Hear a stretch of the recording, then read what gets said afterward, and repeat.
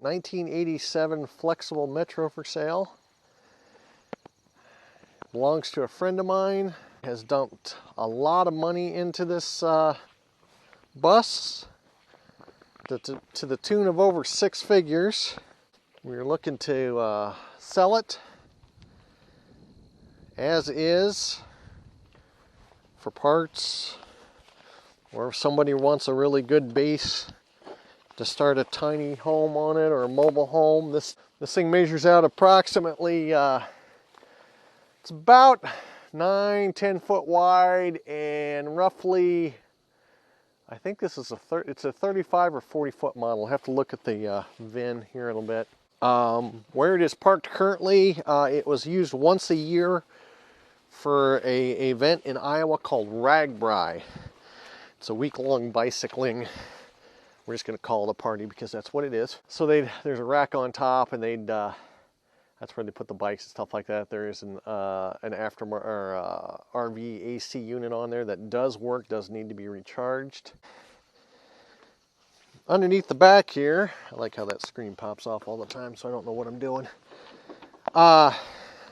It's powered by a 6V92 turbo Detroit diesel that was manufactured by Detroit Diesel, not by some aftermarket guy. Roughly there is less than 15,000 miles on this motor. As you can see, like I said, I think we parked this in late July, which happens every year. Check the oil. Good oil on the stick. Put that back in. Checking the coolant. Pull my cell phone out here. Kind of hard to do this. Get a light in there or whatnot. There we go. I think we can kind of see. There's the level.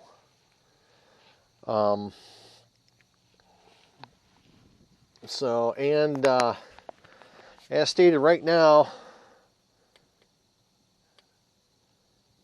current temperature of the motor is 47 degrees. It is dead cold. 45 down by the, I got a laser pointer on this, down by the, yeah, about 45 degrees. So this thing's dead cold. I think this is probably the coldest I've ever started it. The besides the motor being replaced, the air compressor was replaced 4 or 5 years ago. All the airbags have been replaced. The fronts were replaced about 4 or 5 years ago. As long as we keep the power shut off, we've never usually had any major problems. Okay, let me use the other. Okay, might require two hands here. Set this down. There we go. Okay, got the switch on. All right. So, just another verification. The motor itself is dead cold. And we are going to go ahead, whoop, I got to close this back up. And we're going to see if she starts.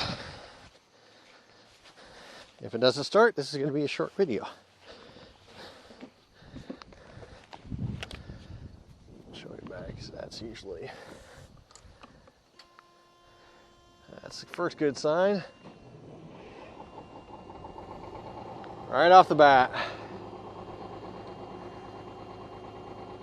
I think this is probably one of the earliest days or the coldest days I've ever tried to start this.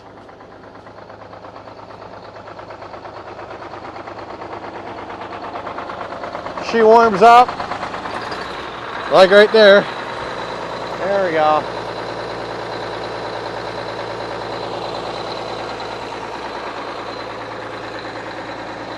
Nice and clean.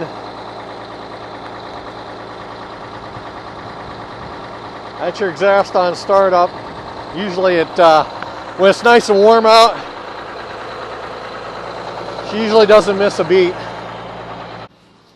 The buzzing on the dash indicates low air pressure, indicated by that dial right there, where that mark is.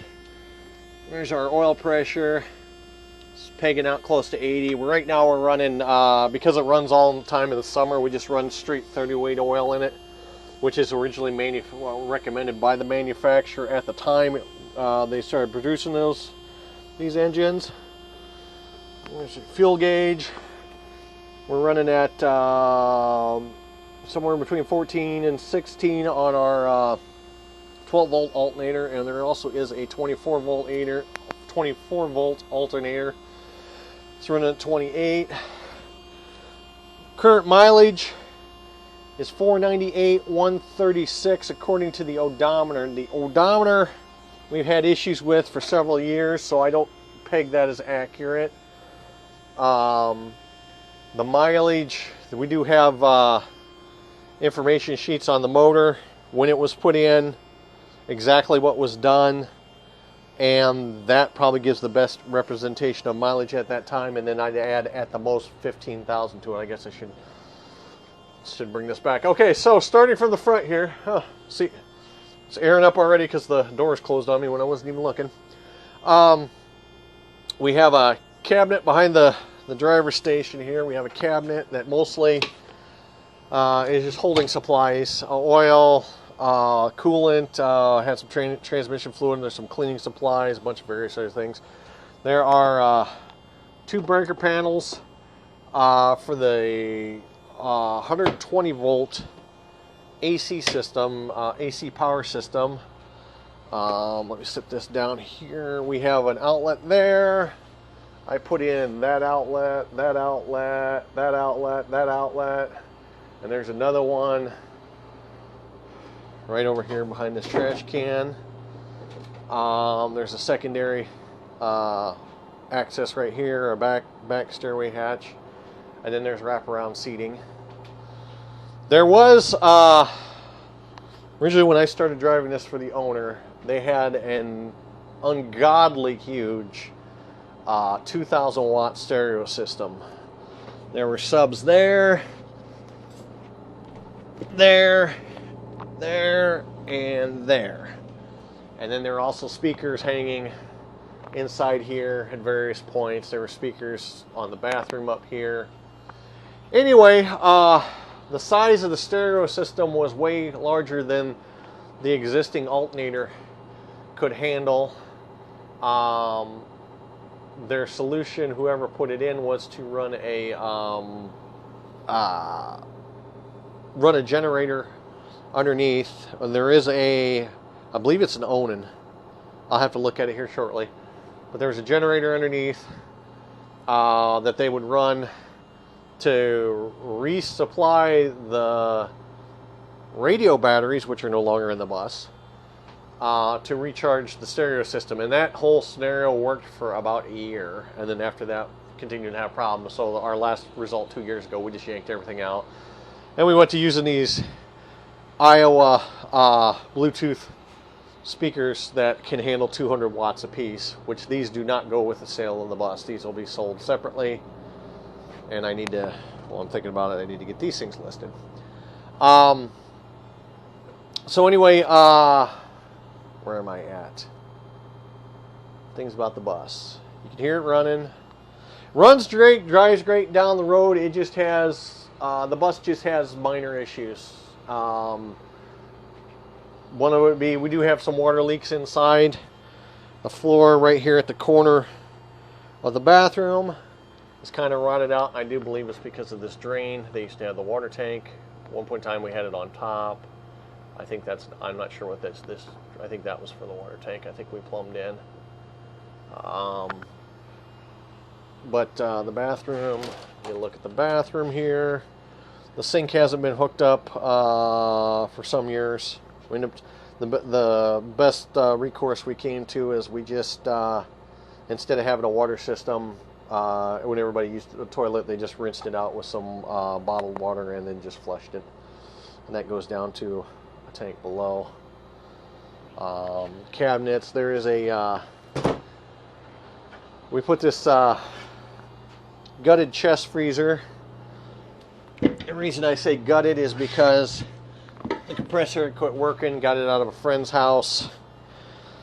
And so we put this in here to store for everybody to put their beer and stuff like that, ice and drinks and whatnot. So I'm just going to continue to let this thing idle and run. I'll show you, let's see here. We have storage under here. And in the storage area, there's the piping for the sewer dump piping that we never use. These are these are two the old airbags that came off. There's a brand new airbag there. We had a local truck shop replace both the rear bags about 2 years ago, and when they did it, the monkey man they put in there to do the job didn't know what he was doing, and he ended up having one bag leak. So then we replaced it, and then the other bag leaked. So basically they didn't know what they're doing. So whoever buys this kind of needs to be kind of a DIY, be willing to learn and do stuff yourself, because you're just gonna get raped on charges and stuff from truck companies that do the work on this, because you know they're just trying to turn a profit and they don't really care. There's extra vinyl. There's black and there's some red underneath for the covers on the seats, things like that. Let me go back outside. I think I can get access. I'll show you the other generator. Gotta flip the door open.